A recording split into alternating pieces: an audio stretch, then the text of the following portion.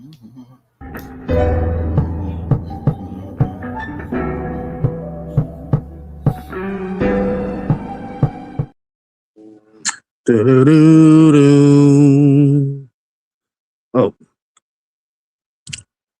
what's going on, people? What's going on, people? Ladies and gentlemen, boys and girls. Hey, man, we coming at you with some NFL news over here on the 6-Man Convo Live channel, as well as Mad Mike Sports. As me being your host, you already know it. It's K Styles, aka the 6-Man. And as usual, we have the Senator Mad Mike Sports on the ones and twos. Right. Hey, man. Hey, man, it's been a very, very eventful day in the NFL so far, as well as the world of the Atlanta Falcons as well. Hey, man. You ready to get this thing started? Oh boy, look, man. I'm happy. I really am. I'm really your ass. I knew your ass was gonna be. Oh yeah. The Falcons got rid of the trash can. That's what you said.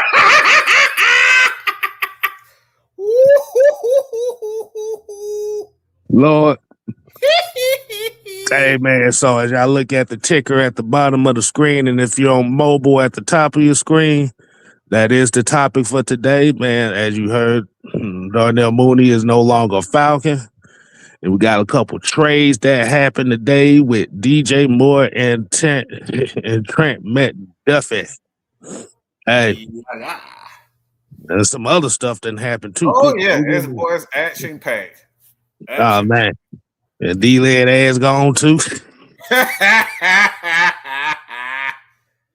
But hey, man, we just gonna go ahead and get this thing started with some of the NFL news as y'all have already seen today. We gonna with the Darnell Mooney thing, we're gonna need a little bit of time with that one because I got some questions that are gonna be right behind that. Yeah. All right, so.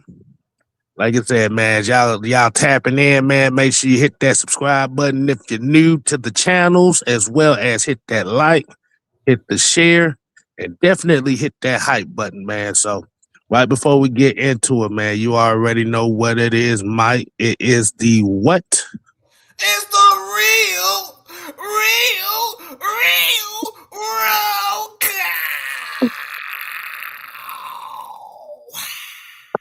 Hey, man, today's roll call. We got Jam in the building, Mr. 58. You got Drip LaFleur. You got Engine number 9. And we got Stealth Mode TV and Dre Murphy. So we definitely appreciate y'all coming in. But like I said, man, we gonna get into that Darnell Mooney conversation here because, like I said, I got a couple questions for the people that's in here as well as Mike. But before we get started on here, as y'all already heard, one of the breaking news that has happened today is your boy DJ Moore getting traded to the Buffalo Bills. Now they always ask, so they asked the question about what was the compensation? So apparently the compensation was the Bills had to give up a 2nd round pick and a 5th round pick. Yeah. Was it a 5th? I think it was a 5th round pick. Yeah. I got my damn. Yeah, I'm getting up the info. My. Okay. Yeah, because I'm trying to get the damn my secondary source slowing down. I'm at that point now. I might need a new damn tablet. But yeah, mine's acting the same way. I don't know if it's just in the air in Georgia right now. So right. So as we already what this does is this adds a legitimate number 1 for the Buffalo Bills. and gives a major option for Josh Allen, man. So how would you rank that particular trade for Buffalo and Chicago? And I think it's actually a good trade on both sides because like you said, the 16 million that was guaranteed to DJ Moore, they got it off the books. And I'm just saying, it's like you said, don't be surprised that like you said, a lot of these teams will take these wide receiver deals like this just for the simple fact of how expensive the position is. And plus, Chicago had already drafted Luther Burton just a couple years ago, or it might have been a couple years ago, or last year, whatever. But what do you think about that trade, man? How you think that plays out for both teams?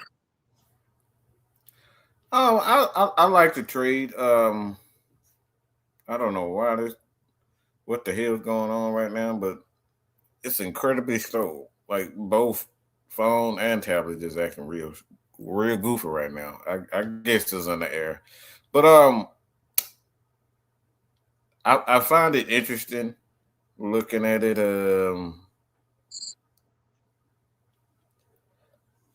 Okay, so the compensation is they get a second round, and Buffalo received DJ Moore and a fifth rounder. So Chicago gets a second round pick, and Buffalo receives the fifth round pick. So I think that's a good trade off. I mean, to be honest, I think Josh Allen definitely needs a number one because Kenyon Coleman just hasn't been the receiver that they thought he was going to be. I don't know what dude up there. I don't know if he's. I don't know what's wrong with Coleman, but that motherfucker he just slow. That's all it is. He just slow. He can't get open for shit. It's kind of embarrassing to be honest. What the motherfucker? I always get all them motherfuckers sound like Shaheed, Rashid, Shaheed, the Bedid. What the fuck is that? Khalil Shakur. Shakur. All right, Shakur. Shakir, something like that. Shakir, like that. Shakir, whatever the fucking name. All the motherfuckers sound like. You look at him. It's like he could get open, but I think what they've been needing there is a receiver to really pretty much just be the difference maker and help create more space in the running game. And to be honest, like at this point in Josh Allen's career, he doesn't need to run as much. And he's kind of this past season, I've seen the change in him in his willingness to he uses his legs to kind of extend plays rather than to be a mobile quarterback. Hint, Mr. Lamar Jackson. He uses his ability to extend the play rather than just running and be mobile. And I think, with DJ Moore, he's going to come in my opinion, in the zone to be more of a pocket quarterback because now you got a legit number one receiver and you don't have to do much, which is going to help that offense in its entirety with Joe Brady as the head coach there. So I love this for the Buffalo Bills. This is going to make them, in my opinion, a Super Bowl contender just with DJ Moore, considering the fact that he's healthy. And we can talk about that second round pick for Chicago because with the retirement of Drew Dahlman, they may need that pick to draft a center. So this is a very good deal for both sides, to be honest. Especially when you're hearing that they really, really high on Tyler Lindenbaum. Yeah. Mm-hmm. Dude, what's happening? Shout out. Well, shout out to the minister in here, man. Hey, y'all make sure y'all go ahead and subscribe to Drew Talk Sports. Mm-hmm. He just put out a video on Darnell Mooney. So you give me his thoughts on that. What's happening, Jerry? Said what's the latest on Tyler Algier? It really hasn't been much right now. I think they just trying to clear some stuff up right now. Just So give we it have about 3.5 days since this day is almost so. Just three yeah. and a half days. You're pretty much that's when legal tampering will start Yeah, around the 9th. Yeah, the 9th. it's supposed to be the ninth, I think. Mm-hmm. So just give it time. Mm-hmm. But yeah, like you said, they did need a legit number one. I like I said, Khalil Shakir definitely is a good wide receiver for him. They just needed an opposite of him that was just worth a damn. Mm-hmm. It just showed, like I said, Keon Coleman, nothing more but what's that motherfucker that Kelvin Benjamin. Yeah, Yeah, yeah. it's nothing but another Kelvin Benjamin situation. High up, high upside. Just overall, just what the fuck. That's what that was. But there's another trade that happened yesterday that we really didn't get a chance to go over with Mr. Trent McGee last night on the Heavy Hitters Live. Y'all make sure I put it in the community tab on my channel. Y'all make sure y'all go ahead and recap the Heavy Hitters Live. Where interesting enough, we had a wide receiver discussion for the Atlanta Falcons. But Trent McDuffie going to the LA Rams, in which they received the Rams' first round pick, the first round pick that they got from us. Mm-hmm. And a multitude of other picks. I think they said this is the second time in 3 years that the Kansas City Chiefs have parted ways with their number one corner. Yeah. So remember, L'Jarius Sneed was a couple years ago, and then, like you said, trading Trent McDuffie here. Going to the Rams. They want to rebuild that back end. Mm-hmm. I don't even know what to say about it. Like I said, it's good. It's good for the Rams because, like I said, they get they get a good corner. Like I said, they have to revamp that. They have to revamp that secondary. But like I said, they got to get some names on that defense as well. Mm-hmm. Like you said, Matt Stafford is up there. I don't know if they're gonna be able to rely on him much longer. Him throwing his arm in the retirement shit. So they ain't gonna be able to rely on that. Mm-hmm. What you think about that trade, man? I mean, I think I think they're doing right. A lot like we're hearing that Patrick Mahomes isn't really happy about it. I mean, I get it Yeah. because he's the leader, he's the team. It's like good players. Like players are always going to be attached to players. That does not surprise me that players are in their feelings when it comes down to it. But as a business, the way, and I think the players don't really want to. They don't really want to take this in consideration. Is that the quarterback is just making too much money, and by default, wide receivers are going to make too much money, and by default, defensive backs are going to make too much money. So you can't have all three positions making $20-30 million a year. It's just not sustainable for the long term of the organization. It's fine. Like players don't care. I mean, players at the end of the day, they want their money. So they're always going to be on the side of give me my money, bitch. All right. That's obviously to be the standard. But when it comes down to it, this is a winning team.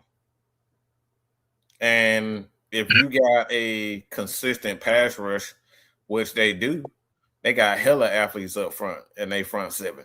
They get after it. That's what that organization is about. And with the lack of help in their front five on the offensive line, like I'm not spending no fucking $20 million on no fucking corner when my offensive line need help. Like that's crazy as hell.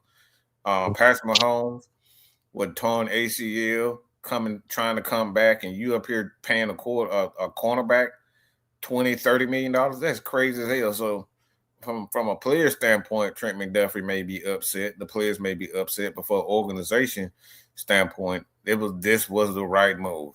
They had no business playing Trent McDuffie at all, and I think they did the right thing because at the end of the day, you can find a cornerback that could be adequate, above average, and still contend, especially when they're healthy. Because we don't know if he's going to be.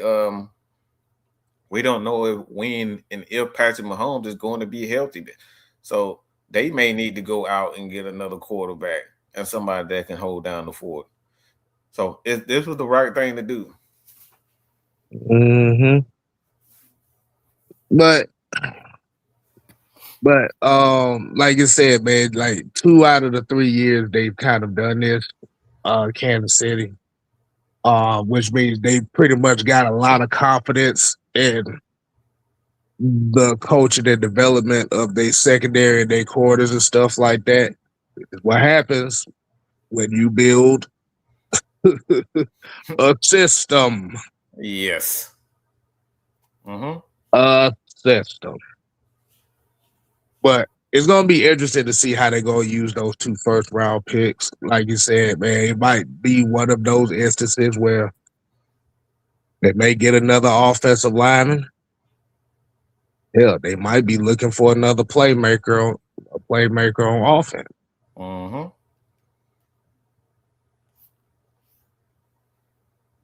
Hell, they could package those first-round picks and move up and get the best available playmaker, like Jeremiah Love or something like that, because Kansas City's gonna definitely need a running back.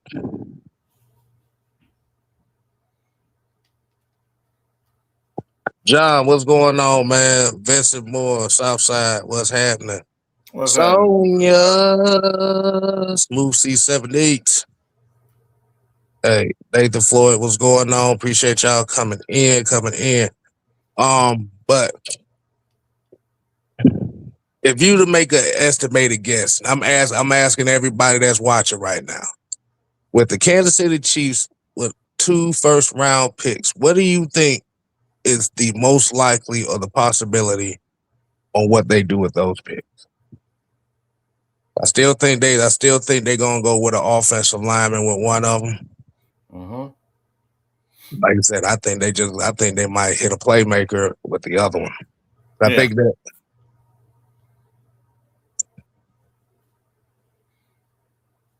What'd you think? What'd you think about that?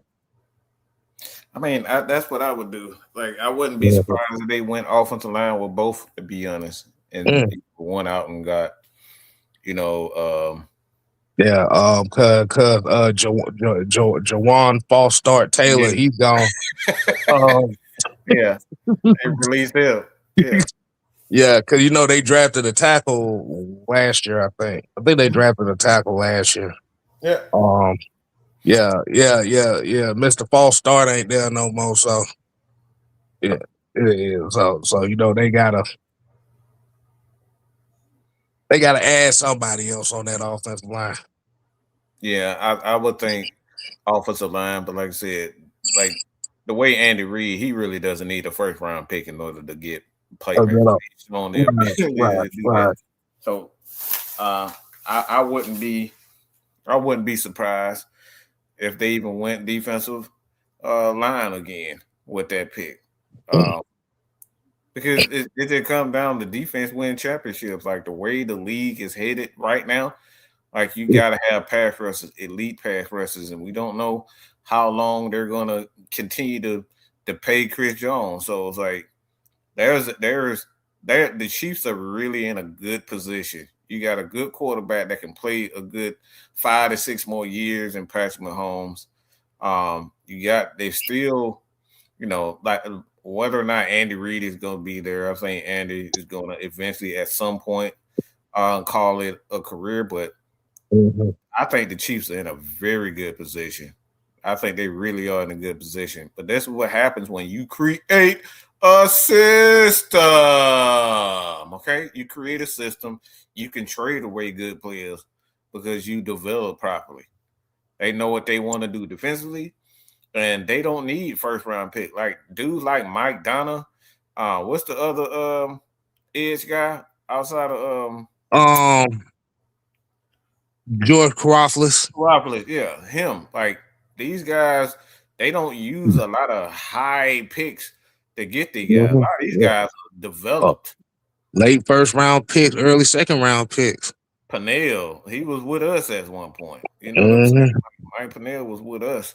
So like they have a system in place where they don't, even with their corners and their DBs, like they have a system in place. And that's why they can get away. They can get away with trading guys like that because you have a system in place. Like you said, and you don't have to necessarily have to worry about spending big money on guys if you have a culture system where you're able to develop guys and plug and play them without really losing anything out of it. This is what the Atlanta Falcons have not had. Yeah. And this is why it was very, very key for the Falcons to bring in a guy like Ian Cunningham, because he's a systems guy. He's been around those teams that had those systems of rebuilding and developing and stuff like that, because great players become great assets when you need them. And if like I said, if you're able to have a consistent rotation of guys that to come in, like I said, you don't have to worry about overpaying for guys.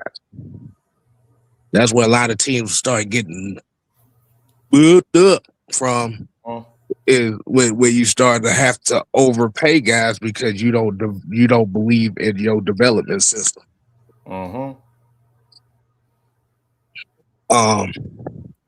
Speaking of that, Falcons, well, before we want to get into the Darnell Mooney side, Roy Bowen said it's tough being a Falcon fan here in Kansas City. Hey, shout out to you. Hey, shout out to you. Doesn't sound fun. Hey, at least we get you some of that Kansas City barbecue. You be all right. Food makes everything better. Shout out to Rory all the way out to Kansas City, man. Hey, man, like I said, man, y'all, hey, like I said, put in the chat where y'all repping from, man. Where y'all at, man? Like I said, yeah. Where y'all at? Where they at, though? Where they at, dude? He said he been out there since 2013. Okay. Nice. Like I said, we like to hear and see Falcon fans from other cities. Hell, we like to see all fans from other teams in here as well, man. Because, like I said, man, we try to do this NFL conversation here, and like I said, this is how we get different points of views and stuff like that. There you go. Desmond said, ATL, ho. Nobody ask your ass. We know your ass from damn Atlanta, goddammit. No, we talking about people that ain't from Atlanta. Hey, man, hey, Mike, it's part of the participation. He can say that. See, John says, Kev just save y'all. All right, Kev. I'm sorry. Yeah. You be all right. He all right. John said, I just want to be mad today, y'all. I just want to be mad today, y'all. That's all. ATL, hope. ATL, hope. Man. Hey, you done started, Kev. You done started an ATL whole chant in the chat. What the hell, man? That ain't the first time I've done that, actually. I went to a rave party a long time ago. It was a rave party. It was nothing but house music. It was a paint party, actually. And I started an ATL whole chant. I had the whole stand talking about ATL ho. Oh boy. Good boy Nathan Floyd said Lexington, Georgia. That's the motherfucking sticks for real. That sounds like. Good God. That Desmond said really from Virginia. Oh yeah, you out there. You up there. You up. What's crazy? What's crazy? You right up there near where some of my family at. Okay. Skate, what's going on? Look key too. What's going on? Is that Campbellton, Ben Hill? Yeah, that's old neck of the woods for some of my family. Damn. All right. Let's go ahead and get right into it, man. The main event of tonight's show. Vincent said Norcross. Shout out Norcross. Like I said, shout out to Virginia, man. Hey, shout out to everybody though, man.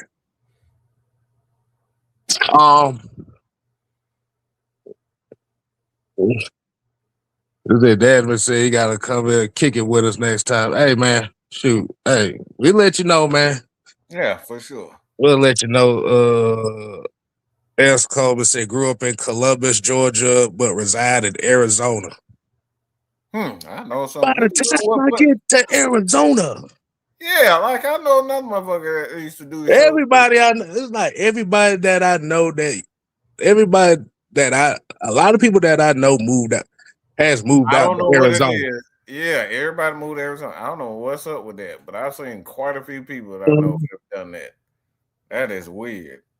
Are you in the military, Cole? Like that's I'm thinking that may be it, but like I know it's a lot of opportunities out there.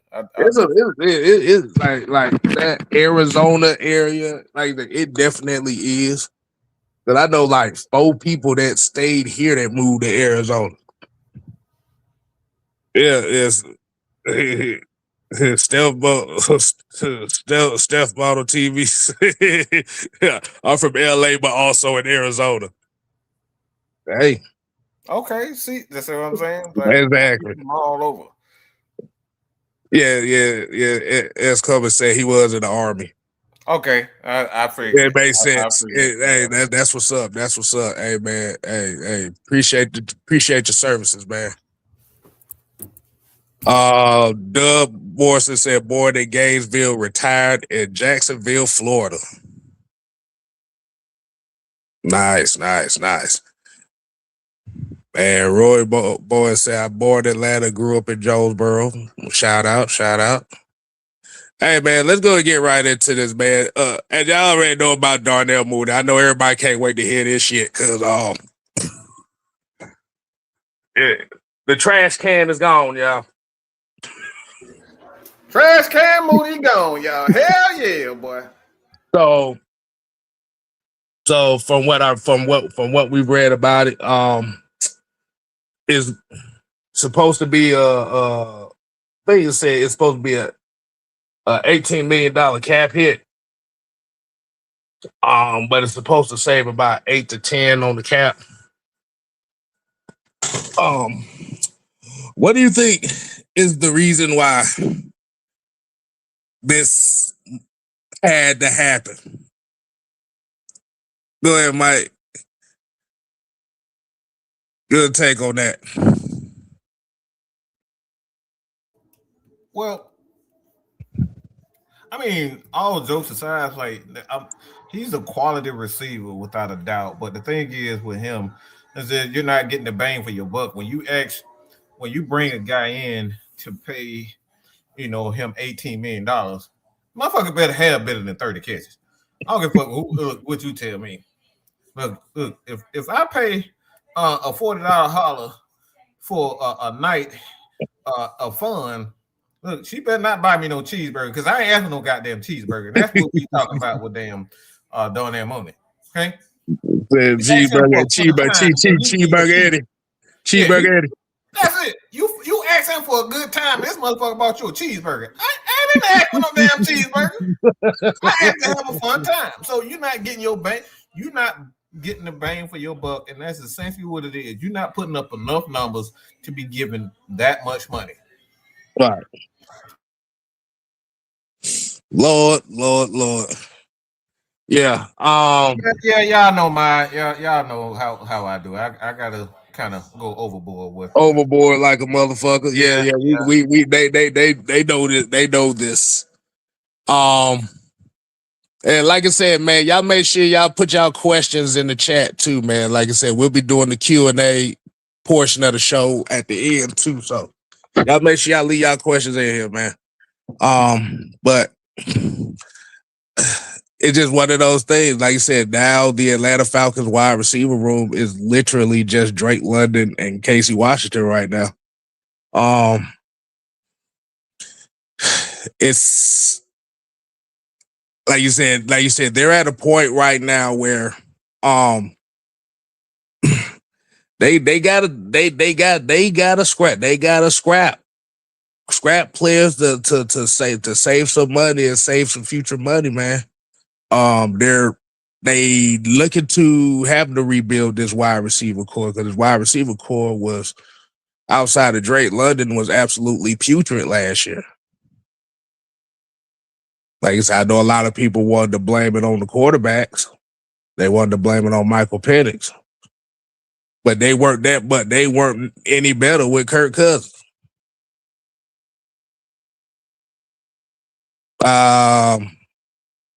I think Chris Blair's a free agent too. Yeah, all of them are free agent. All of them, yeah. Like I said, it's just Casey Washington and Drake London under contract. They may bring, Drummond is too. All of them. Everybody, you got restricted free agents, but like even restricted free agents aren't under contract. They're just you just reserve certain rights if they were to sign. Right. And that's David Seals. So a lot of guys just have certain standards on them because they play X amount of snaps. So what if they could turn David Seals into like a 6th or 7th round pick? Because if he's restricted, it's got to be some. It's going to be some compensation that has to come with it. Yeah. If they flip that motherfucker for a 7th round pick, boy, you're about to say, I'll be happy with that. As long as he's just not on our team, I will be happy with that. I'm good. Hey, but it begs the question. Like I said, it begs the question though is the loss of Ike Hillier, the loss of Ike Hillier looked like it just played a big major role in just the downfall of the wide receiver room, man. Is that what what you think about that? Say it again, kid. I said the loss of Ike Hillier looks like it played just that big of a role as the reason why the fall off of this wide receiver room is just that bad. I mean, it did, but like more importantly, like it just shows you how stupid, and I mean this, how stupid Raheem is. He's a fucking loser. Okay, that's what he is. He's a fucking loser. He's a dumbass. And there's so many coaches in the league like him. This is why we're seeing the quarterback position in its entirety fail. It's a massive failure. All the top quarterbacks, damn near all the top quarterbacks for the last 5 years have been complete, utter losers. All of them. Damn near all of them. You may have one or two of them that comes out on top. And Sam Darnold is one of those guys. It's disgusting how badly these coaches are. And it's not guys like Ike Hillier. They just get the blame for it. Ike Hillier was railroaded, scapegoated out of this organization and blamed for the failures. I agree. I agree. And now we see that's not one single, it's two receivers, okay? Think about what I'm saying right now. 2 receivers on this team. Okay? That's bad, bro. And that's Drake London and Casey Washington. Every last one of them are gone. They brought back the guy that said it was a problem too. And Kyle Pitts. So you got 3 guys. The tight ends are free agents. Damn near all of them are free agents. I think the only one under contract, well, as of right now, is Kyle Pitts and what motherfucker name? I call him Quentin Tarantino. That what you talking about? No. He a free agent too. Yeah, he is. I did see that today. Like even Felipe is a Felipe. Yeah, like I said, literally all your skill, majority of like 85% of your skill players are free agents right now. Think about that for a second. Almost. Y'all trust him? Almost 85% of your skill players that was on this roster in 2025, all free agents. Mm-hmm. All of them. That's bad, yo. That's some bullshit right there. That's bad. That's terrible. And that's why you bring in a guy like Kevin Stefanski and Matt Ryan, Alex Van Pelt, and they have a long list of guys offensively. Tommy Reese is another one. Like I like him and what he did. Like Joshua Simon, I don't think he's on the roster. No. I think he's a future. He may be on the future. He may be on the futures, but that's not technically a 53-man roster. Yeah, it's not a 53. So you got future guys there for sure. But again, that just shows you how terrible Zach Robinson and Raheem was. And interesting enough, today we got some news out of San Francisco that they brought in Matt Eberflus to be the assistant head coach of defense. Lord have mercy. Wait, what? What the hell is that? Assistant head coach of the defense. So he the assistant head coach. He said, "Nah, I got this shit, but you just watch Raheem, little stupid ass over there, okay?" So that he created a damn position for that. Wait.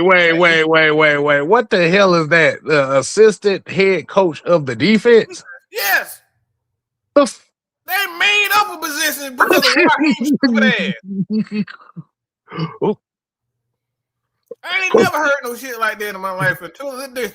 He's so stupid, they created a position to watch out for him. This is what y'all Negroes, you know what? Hallelujah, hallelujah, hallelujah, hallelujah. I didn't know a defense. I didn't know the assistant coach, head coach of the defense. Yeah. I've never heard of that before. I ain't never heard no shit like that in my life, okay? I ain't never heard that in my life. Until today.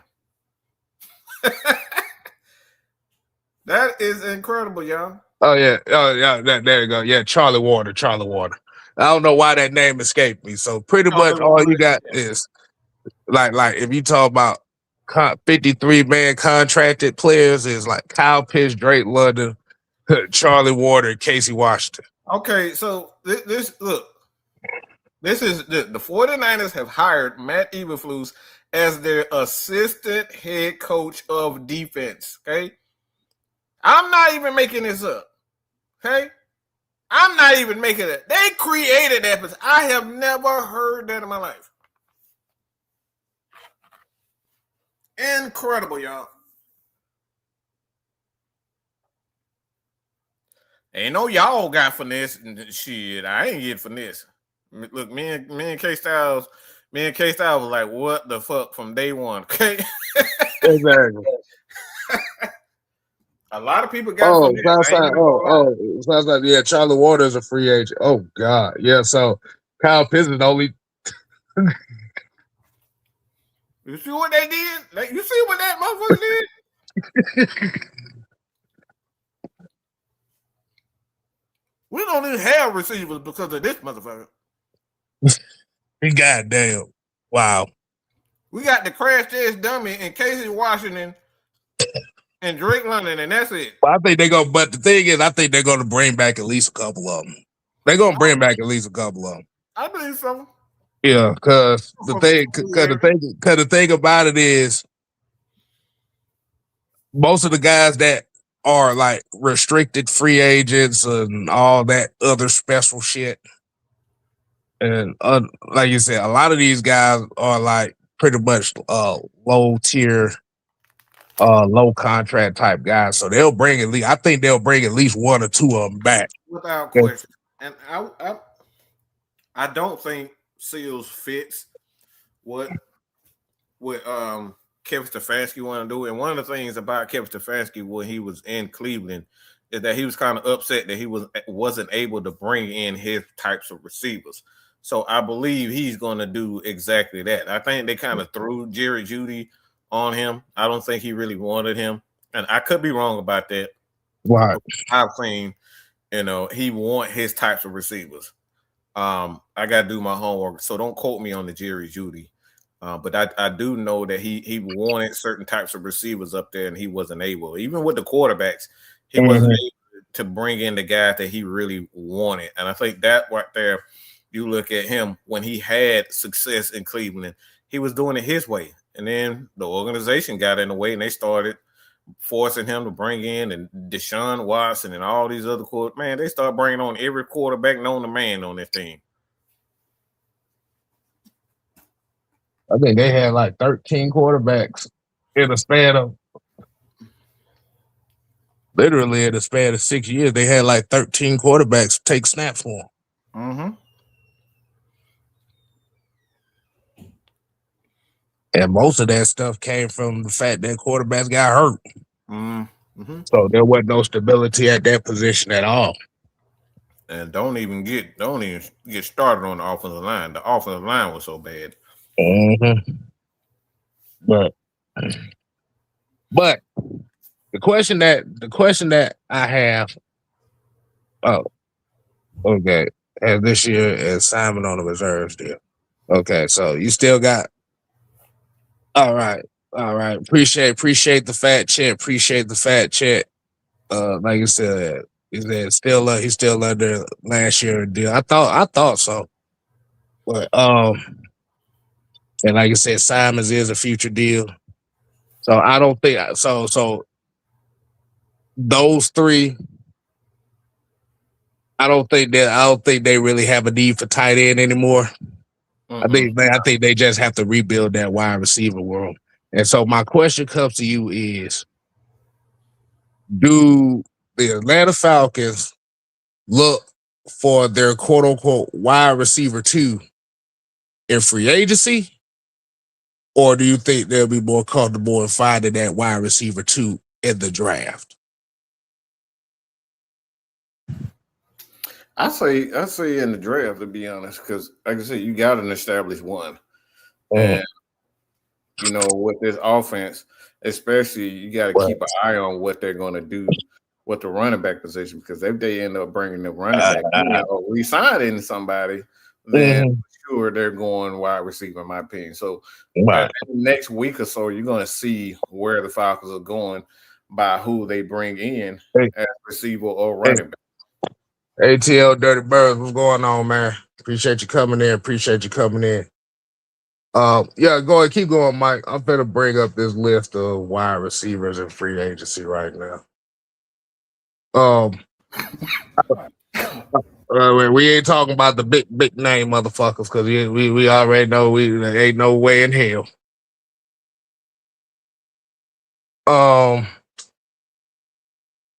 You keep on going by. So is there like is there any guys in particular do you think would be the best fit for this Falcon team in 2026?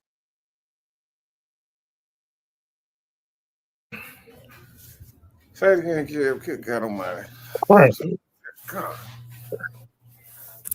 But I'm gonna have to send you the. I'm No, about to man, send you it wasn't my fault this time. Like, I'm about to say, do I have to send you questions in Braille, nigga? What the fuck? Everybody calling me and knocking at the door. I'm like, y'all know every time around the same time. Y'all, it ain't even a secret no more which days they do it, and they still do it. I was asking, is there any particular guys do you think would be best suited for the Falcon team? I think again, it's the style of offense. Like everybody is included in this particular offense because it's going to be predicated on the trenches and running the ball. So a lot of these guys, and shut the fuck up with that Alex Pierce shit. Okay, go to fucking hell. We don't need another wide receiver making $5 million a year. Okay. Yeah, you ready? Stop it, y'all. Okay. Yeah, he's gonna command at least about 17, 18. 17, 18. Look, I'm not saying that we're gonna totally ignore him, but this is the reason why you got rid of Darnell Mooney. For money, okay? Right. That's why we re-signed Kyle Pitts, because Kyle Pitts is much more.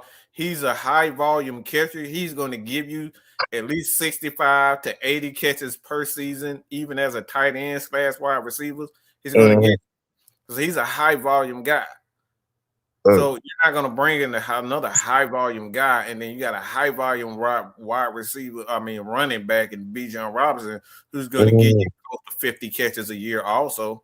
But like, we got to stop looking at all the top receivers and top tight ends and top running backs. We have no need for that right now. Especially with Allen Pierce with a 47 catch, 1,100 yard season. Yeah, he's gonna get money. He's gonna get that bread. Okay. Hold on. I'm talking about everybody. Like I said, I'm talking about everybody because I've gotten so many questions about Alex Pierce. Like, no, y'all, we got three. It's very funny that everybody now is like Alex Pierce. When I wanted Alex Pierce back in 2022. Yeah, everybody saw my honky. Y'all saw my honky playing so well, so now y'all say, "Damn, I think I want me another white." Look, never mind. One that could actually play. All right. So right now, as far as unrestricted free agents, right now we have Tyreek Hill, Mike Evans, Christian Kirk, Deebo Samuel. What's that? Darnell Mooney now. Tutu Atwell, De'Ami Brown, Hollywood Brown, Jawan Jennings, Khalif Raymond, Rashid Shaheed, DeAndre Hopkins, Greg Dortch, Noah Brown, Keenan Allen, Nick Westbrook, Jahad Dotson, Josh Reynolds, Tim Patrick, Zay Jones, Hunter Renfrow, Dylan Wallace, Wandale Robinson, John Mechie, Braxton Berrios just got released today, Kendrick Bourne, Sterling Shepard, Van Jefferson. I don't think we want to go down that road again. Oh, Lord Jesus. Like I said, Alec Pierce, Sky Moore, Olamide Zaccheaus. We're not going down that road again. DeAndre Carter, David Moore, Juju Smith-Schuster, Scotty Miller, Jalen Tolbert. I think they'll take a chance out of Jalen Tolbert. Honestly. Dwayne Eskridge, Tyler Lockett. Oh, hell no. Brandon Cook, no. Laquan Treadwell, no. Dante Pettis, no. Marquez Valdez-Scantling, no. Chris Moore, who the hell is that? James Prochy, Tyler Johnson, Devin Duvernay, Cedric Wilson, Gabriel Davis, Lil Jordan Humphrey, CB Fihoko. Yeah. Yeah, now we're going down to David Seals right now. Yeah. No. Romeo Dobbs is an interesting name. I would say Tyquan Thornton, but he He ain't nothing. Well, he's a go route guy. That's about as best you can get out of that. Yeah. So I pretty much named off really just the best rated guys in free agency right now. So the free agency pool, as far as wide receivers, is not that good. Well, I'm gonna say they're roster spot guys, but it's just a lot of guys that you don't know if they're wide receiver too worthy. Corey just said, hell, just draft a wide receiver at this point. Yeah, y'all don't even know these people. Yeah. And realistically, I could see them kind of going that route. So they're going to have to get at least 2 wide receivers out of this offseason. They're going to get at least 2.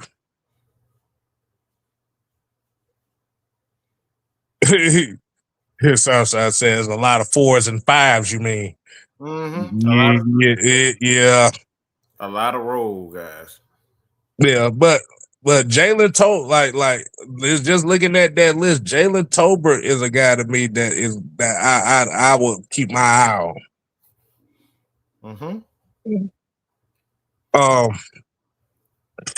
So, and I know everybody's pretty much kind of looking at the draft, and I know everybody's looking at Zachariah Branch right now, because I know that's like the main popular name. Of course, he went to Georgia, so you know that's why he's the most popular name that everybody down here is looking for.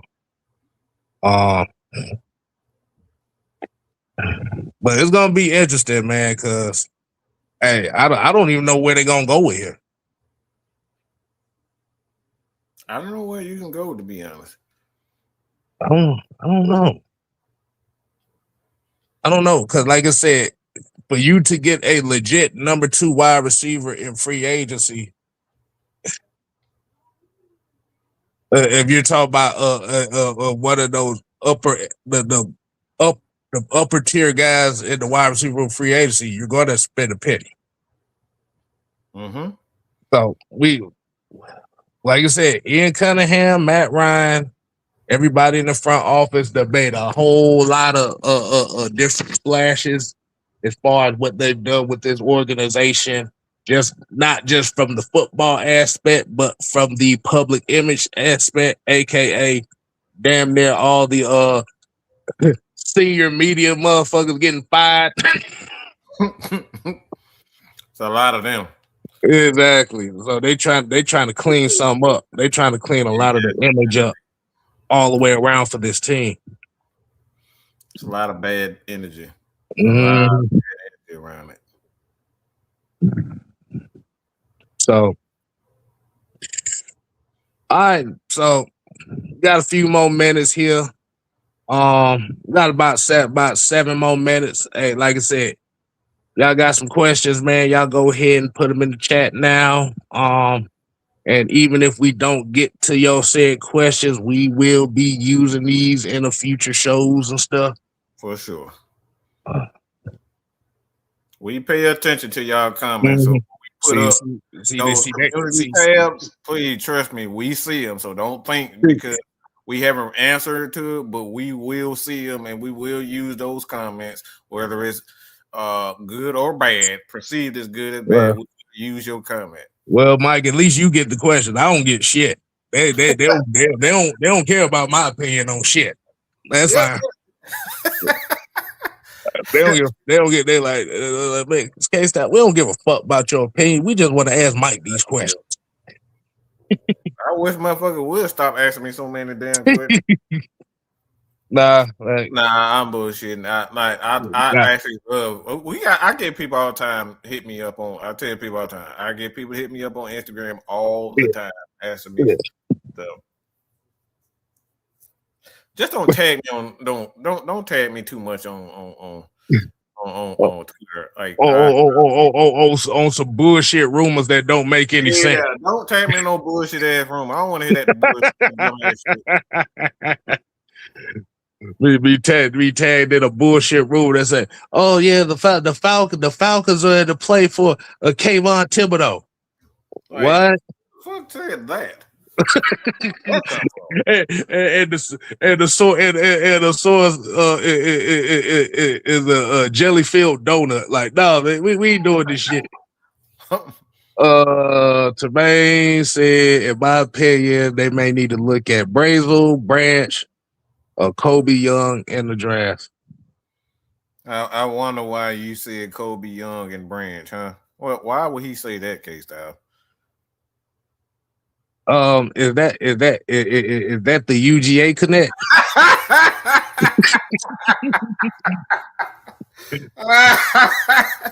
No, I like Branch. I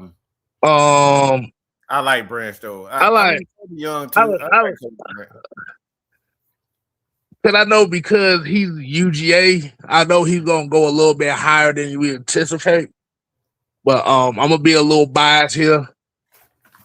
With my tech guys, Eric Rivers is kind of the same thing. He's a little smaller. He may not be as polished as a route runner, but he just be that Taylor. He could be that Taylor Gabriel guy for us. And that's a guy that you may be able to pick up late in like probably like day 3 or something like that. There's a lot of guys in this draft, especially you got a lot of potential in this draft, especially at receiver. I don't know so much about tight ends, but I know receivers is going to be. You got a lot. You got quite a few. I know everybody right now is in love with Ken Sadiq. Yeah, I know he's the main one. That John boy right there. Oh damn! I just called him by his nickname, John Boy. I didn't realize. Called him by his handle. That's what it is. Shout out to John in there, Oregon fan. I know. Okay, so Drip asked, "What's your opinion on D-Leg getting up out of here?"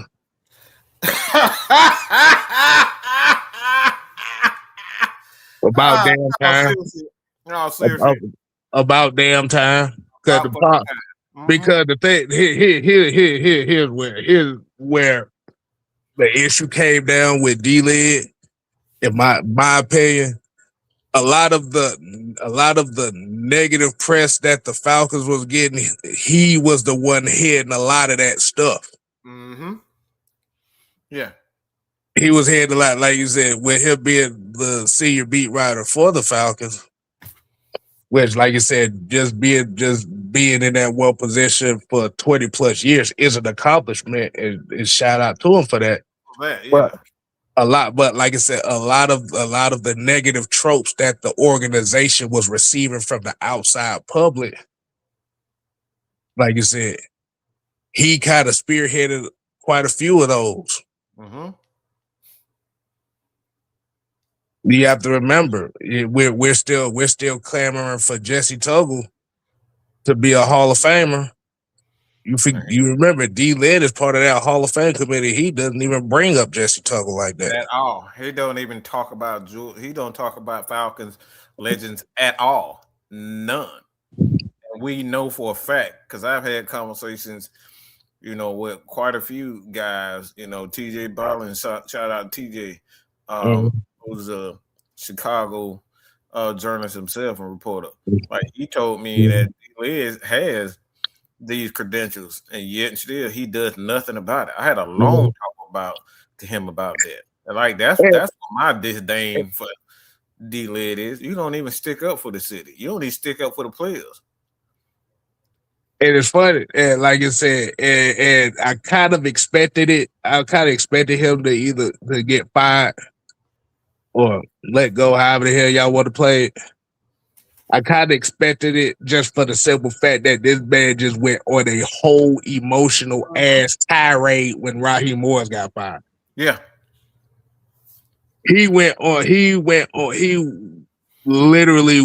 on a character assassination tour of the organization because Raheem Morris got fired. He sure did. That's why I unfollowed him. I muted everything, so I've never seen none of his shit. Because one thing I'm not into, you know, I'm not into constantly badgering the guy. You know what I'm saying? Mm-hmm. For my own personal gain. That's why it's like when people, only time you really see me talk about Raheem or David Seals or Stetson Bennett is when I'm asked about them. And I'm going to give you the truth and how I feel.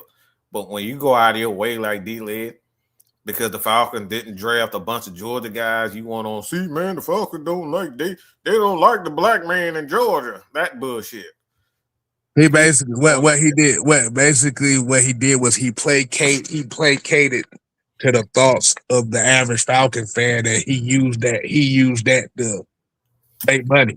To make money off of it. Because he knows majority of the Falcon fans want all Georgia players out of the draft.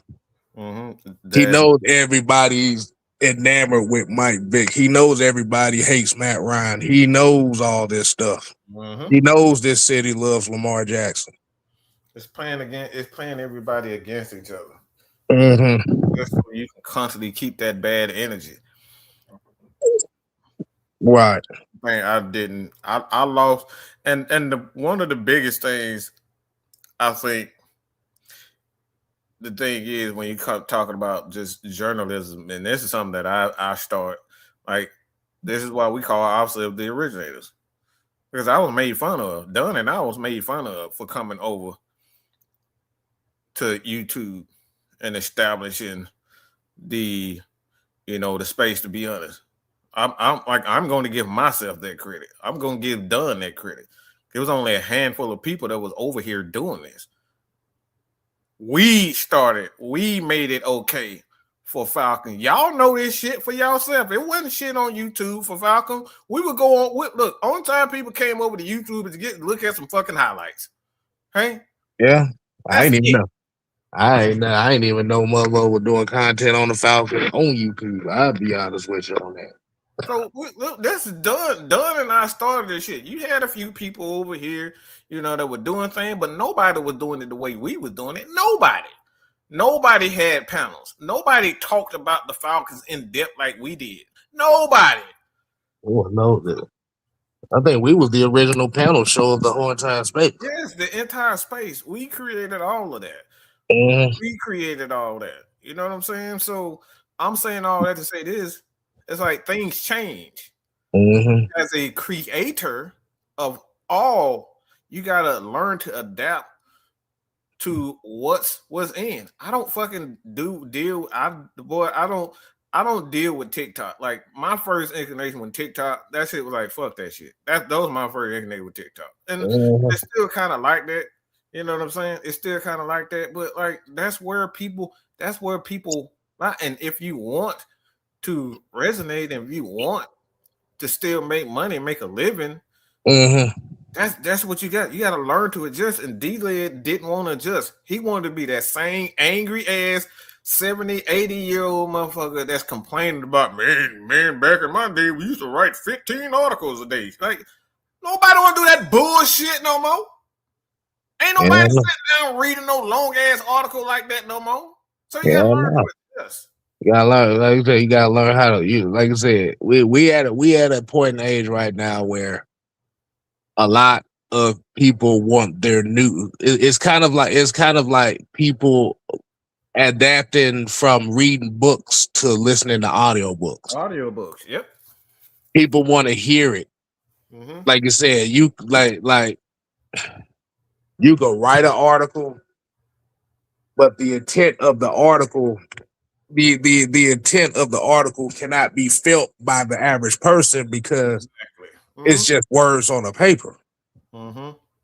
Like I said, people want to hear it so they can hear the intent. And unfortunately, like I said, and remember when.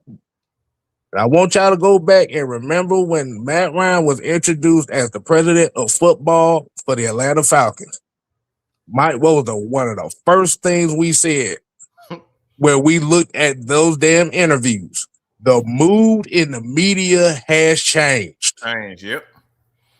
Them niggas look nervous as hell. They look nervous as hell. A lot of those guys in the media look nervous. And I honestly, God, I'm not trying to take shots at them. But again, the temperature has changed. People consume content differently. People want honesty. People want it real, whether we like it or not. That's what they wanted. Folks want to hear. Folks like unfiltered. That's what they want. Like I said, that cookie cutter Brian Gumble bullshit that everybody keep trying to thinking that's what it is. It's not what it is. It's not. Like I said, I'm not saying you got an audience for that, but you got to know how to be diverse. You got to know how to be diversified with it. You got to be able to be unfiltered and professional. Yes. Even if you don't do it, you got to have somebody in there that specializes in that type of like what Shannon Sharp does. A lot of times, like he's not, unfiltered with a lot of things that he say and how he said it. But he'll bring somebody in like a Cat Williams and he'll do it. So you have to give people those aspects of entertainment. That's essentially what it is. So a lot of times, like the things that I say, I tell y'all, I tell motherfuckers all the time. Half the time I just be playing with y'all. You know how Eminem said this? Sometimes I just say shit just because I'm gonna make y'all mad. Half the time I'm saying shit just because I know you're gonna get pissed off.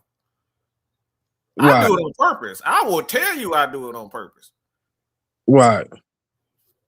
That's what people want. They want it. They want real. They want it real. Okay. They want it honest. They want to feel like this person is exhibiting all types of feelings, anger, all the time, all the emotions that you come up. That's what they want. True. What's going on? What's going on? I'm just here so I won't get fined, man. Y'all keep doing what y'all do. Hey man, shoot, hell, we about to get up out of here in a few minutes anyway. But I'll get your thoughts on this plethora of news that's been going on. Like I said, I know you heard about Darnell Mooney, man. I mean, what's your quick thought on that? Right? Ain't that what we? I mean, we kind of expected that.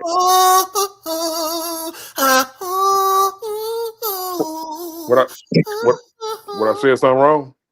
No, that's the I told you so. My hot single. That's my hot single, y'all. I told you so. Well, I mean, but did Mike have to tell y'all? Yeah. Listen, I swear, I just got here when K Styles brought me on. I don't know what y'all done talked about up until this point. But when I looked down and I saw he was released, I said, okay, that's what was going to happen anyway.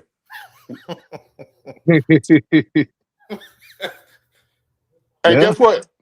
Mike and Kev would tell y'all, I was team Darnell Mooney. I felt like we should have kept him.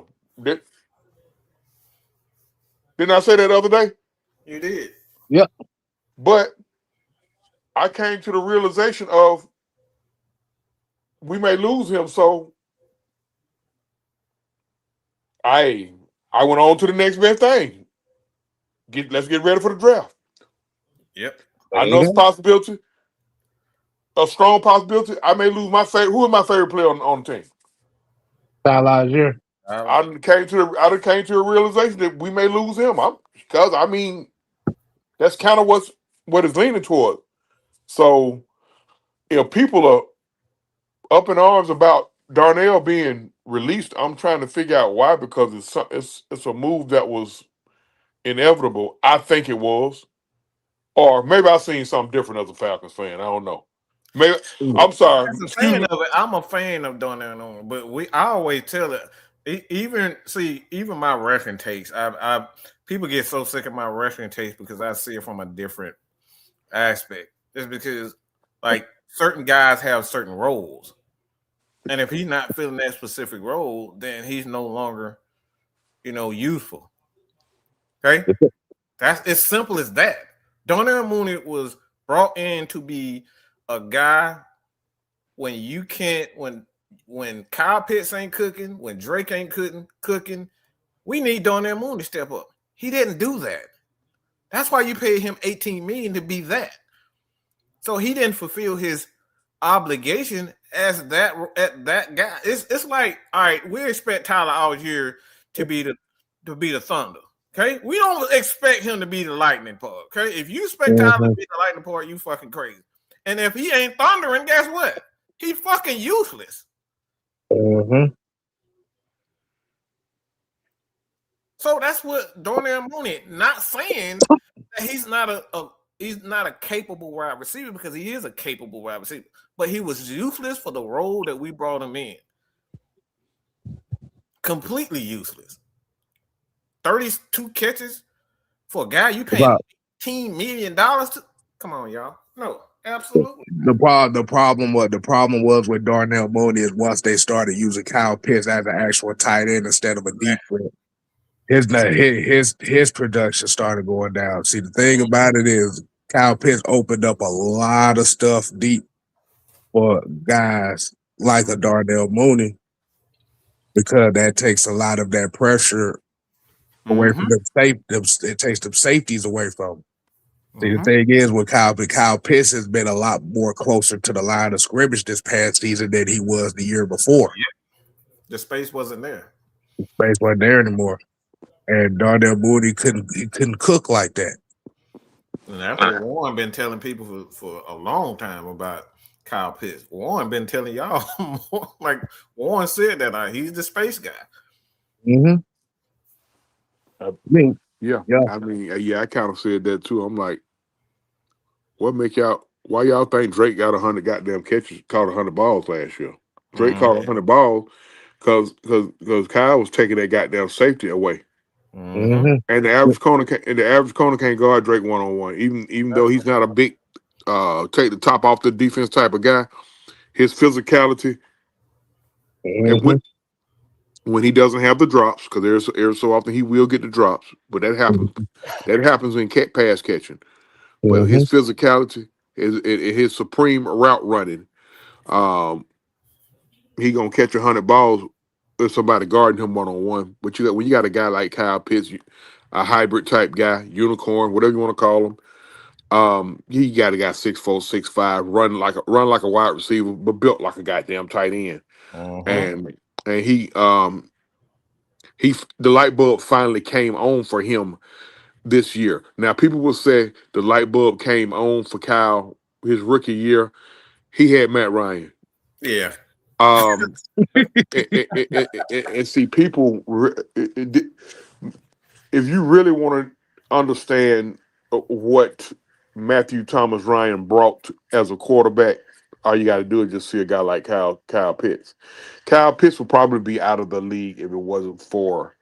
We probably would have gave up on him a little sooner if it wasn't for that incredible rookie campaign that he had when he had Matt Ryan.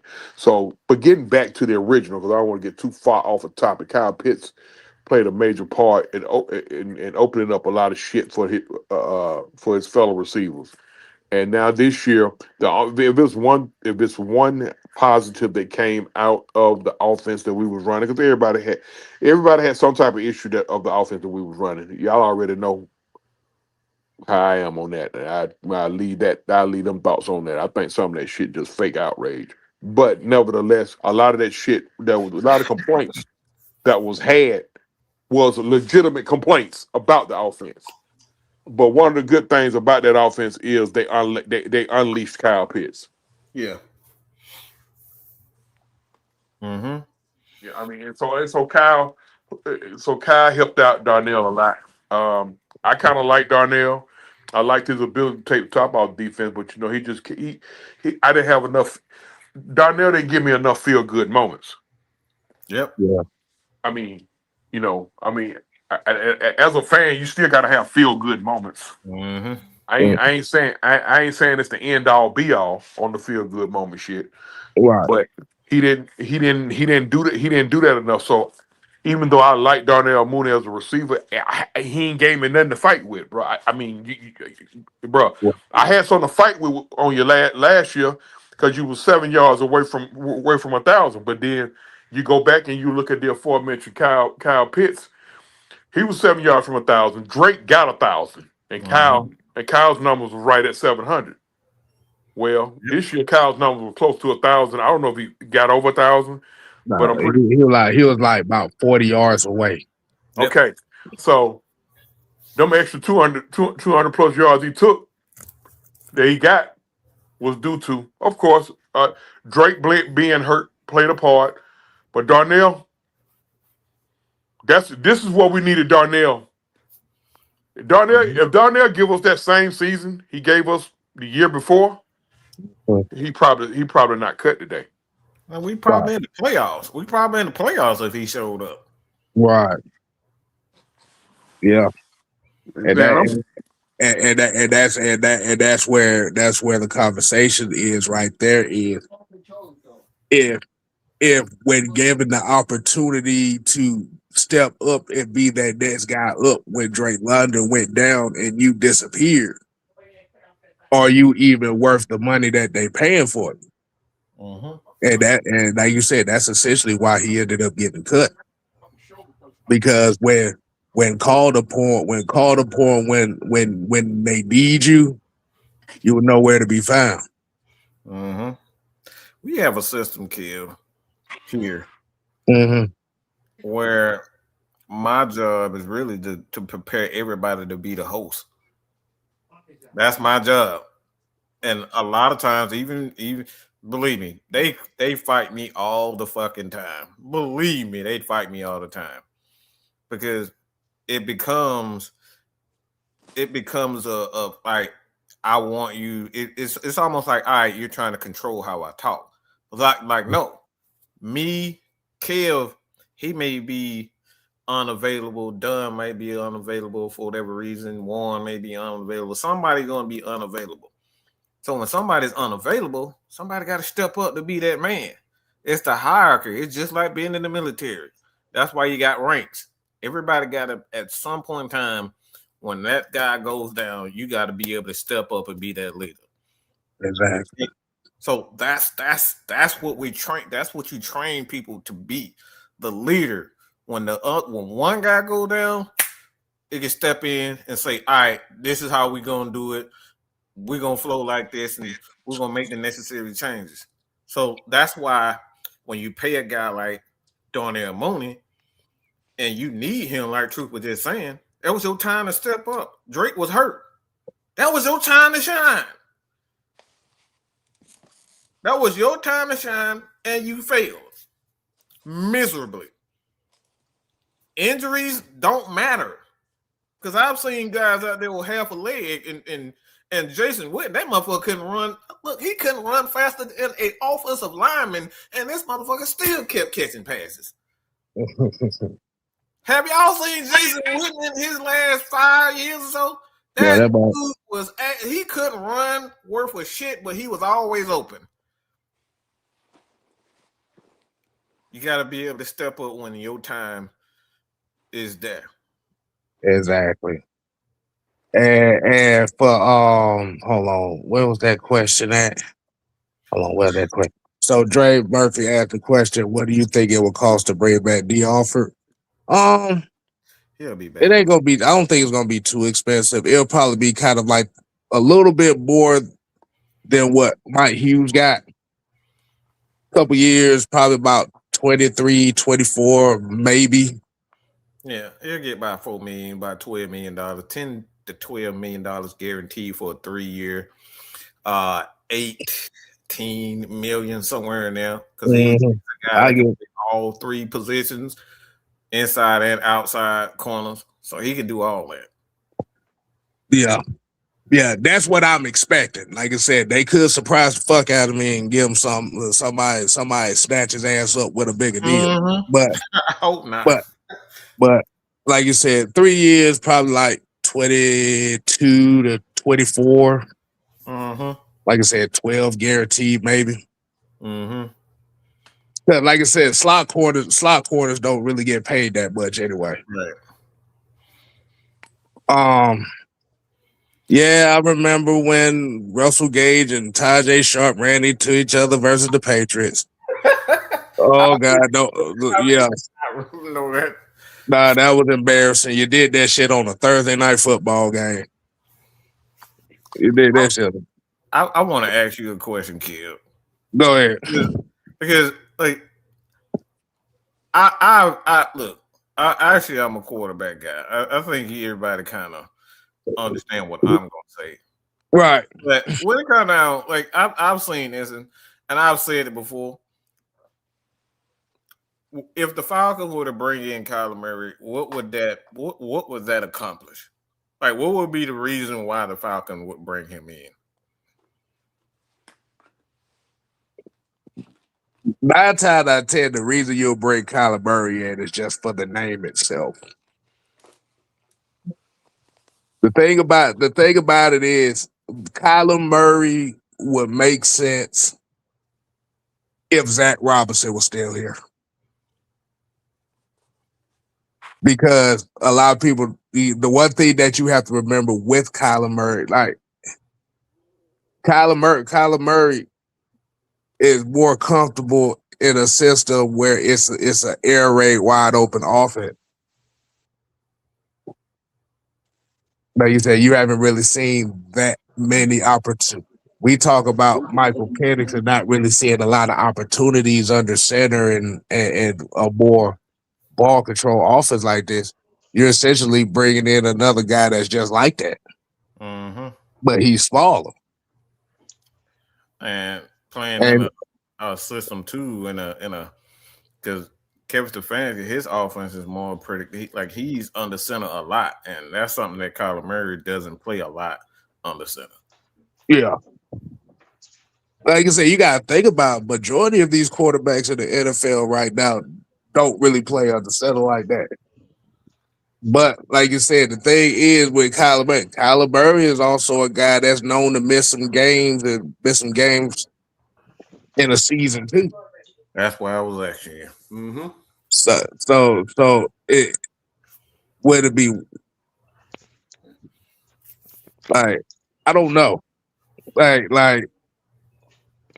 Kyler is like I'm so iffy on that, and me personally, I'm not taking a chance on that. Like I said, if I'm still believing in Michael Penix, I'm not bringing in a Kyler Murray.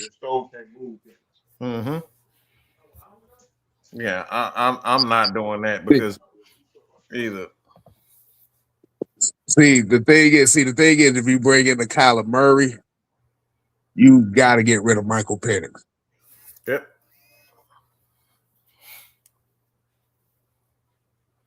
I guess it's kind of productive to be honest. If you're gonna bring Kyler Murray in and then you cut Kirk Cousins, you should have just kept Kirk if you was gonna do that.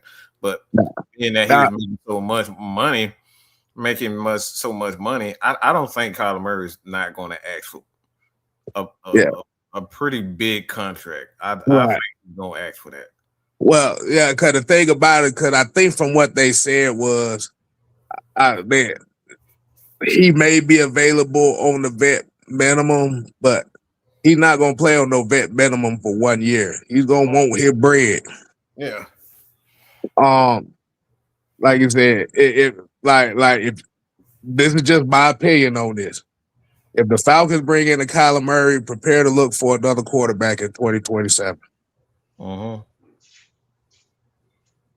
Regardless on if Michael Penix plays all year or not. If you bring in a Kyler Murray, prepare for another quarterback in 2027. Because we don't, like I said, it all depends on what they do in free agency. That's where it all.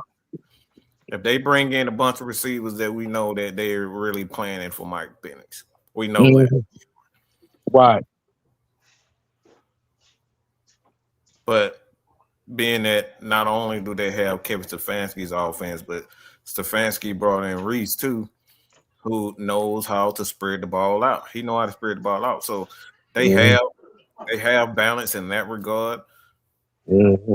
As far as the system and scheme is concerned, he's familiar with having a quarterback that can move out of the pocket. I think we all know the guy that was at Alabama. Kid, who was that guy? Was at Alabama that he coached? Joe Milton. Joe Milton. So he had Milton looking pretty decent. So the thing is, we know that he can do that, and it's going to be, I think it's going to be a mixture. But the Atlanta Falcons are going to be physical. That's what the Falcons want to be. Yeah. I don't see how Kyler Murray, if the Falcons will bring him in, how he's going to fit in with this team, especially his strengths are really just being in the gun. Like, he's barely 6 feet. I think he's like 5'10". 5'9". 5'9". 5'9". 5'9". Well, 5'10" in cleats, but yeah. So I don't know how he's going to be able to fit in Kevin Stefanski's offense being under center, because Kevin Stefanski wants his quarterbacks to be able to be under center. Okay. Right. So that's what happens when you play in that 2-3 tight end set. Your quarterback is going to be under center. Mm-hmm. And shout out to Terry Lloyd for the 5. For the 5.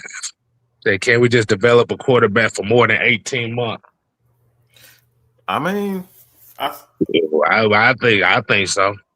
I think we can, but if we get these reporters that every time they don't like something about a quarter, the quarterback don't start running, you writing articles on Twitter and putting that shit out and asking every question, man, what happened? You gonna get another mobile quarterback? Mark Zeno and D. Les of the world, that's all they writing about is mobile quarterbacks instead of just writing for what it is.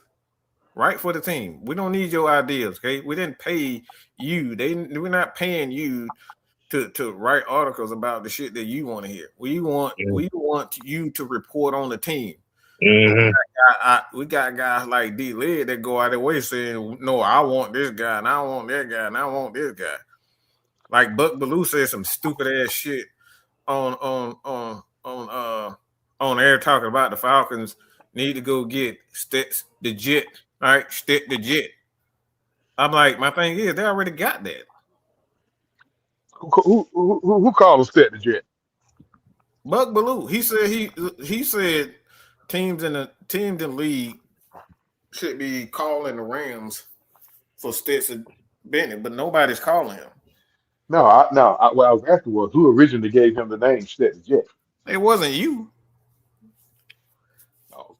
It wasn't you. I heard that dumb shit. That and Stet Quabius. I heard that dumb shit.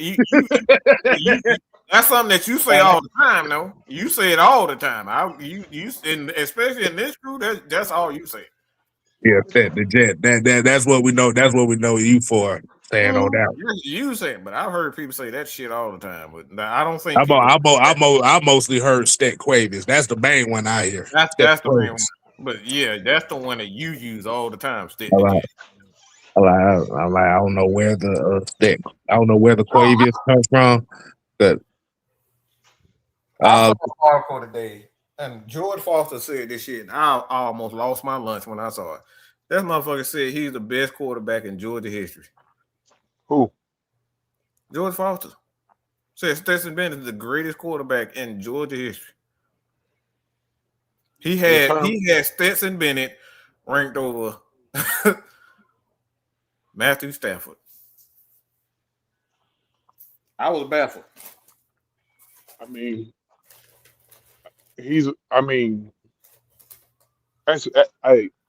get into that type of argument in other sports about other players. When motherfuckers tell me, hey, if you disagree with me, that's fine. But when somebody dismiss Karl Malone as not even being a top 20 player Come on, man. Yeah, true. That's the shit. That's the shit right there. When somebody dismissed Karl Malone and his teammate as top 20 players, all because they didn't win a ring. Mm-hmm. I love Tim Duncan, but Tim Duncan ain't better than Karl Malone. And fuck you and your mama. Fuck you and your mama if you disagree. Excuse me, y'all. I don't think he's better than Charles Barkley. That's just my. I don't think he's better than Barkley or Malone. That's just me. But I mean, Tim Duncan, and I was a fan of Tim Duncan because y'all already know how I am. When I see a person consistently getting hated on, I gravitated to Tim Duncan because a lot of people was calling him soft because he wasn't walking around here acting like ugly ass Draymond Green. Always goddamn frowning and hollering and shit. That is one of the most. Yeah, you talk about somebody that's full of himself, boy. That motherfucker is full of himself. I don't know what that motherfucker. He on. When I hear him tell me he's better than Rodman, that's when I know mental health is really a disease, bro. When I hear certain shit, but Stetson Bennett is not better than Matthew Stafford. Mm-hmm. Yes, he has the hardware, and yes, I'm a big fan of Stat the Jet. Might have hung up on me about 41 times. talking about Stetson Bennett, but he's not better than Matthew Stafford. He's not better than David Green. He's not better than Aaron Murray. Green, man, they forget about DG. Boy, He's not better than Eric Zaire. He's not better than DJ Shockley. Come on, man. He's not better than them guys. You put any of them guys in his situation, and they got back-to-back natties. How did people diss? Like how did they diss DJ Shockley like that? That shit that baffles me, bro. Now, in fairness to Stetson, I also think Stetson gets a little too. I think some of the hate that he get is over the top.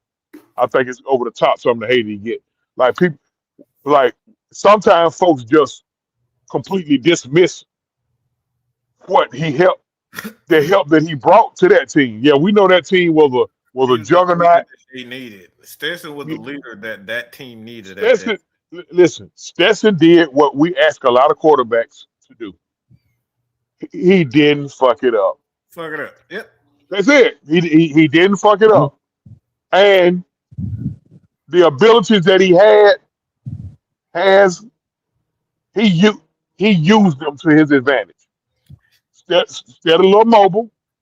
You're a little mobile. Instead of took a couple of them to the house. I'm wishing them the best.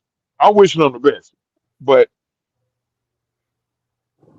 I don't know about I don't think coming here will be a good idea for the same reason why somebody who I love dearly might not be a good idea. Go say it. Might not be a good idea for Elmo to come here. Elmo, aka Mr. Malik Willis, y'all. And man, the sentimental side of me says go get Elmo, but I already know how y'all will treat him, and I'm gonna tell you now, y'all gonna see a real fucked up side of me. Yeah. Y'all think y'all done seen the y'all ain't seen the fucked up side of me. You go to hell 10 times, Terry Lloyd. You bathe in gasoline and go to hell, Terry Lloyd.